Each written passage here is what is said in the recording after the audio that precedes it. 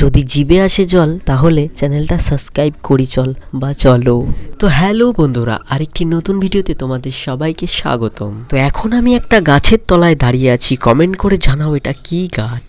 Finally আমি গাছে উঠে পড়েছি পাড়ার জন্য। কি পাড়ার জন্য গাছে উঠেছি যদি এখনো না বুঝতে পারো তাহলে সম্পূর্ণ ভিডিওটি দেখতে থাকো।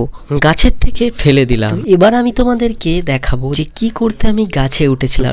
ট্যান, এটাকেই আজকে মাখা করব একদম সাধারণ ভাবে। তেঁতুল মাখা করার জন্য আমি একটা একটা করে তেঁতুলগুলোকে ছাড়িয়ে নেবো ঠিক এইভাবে।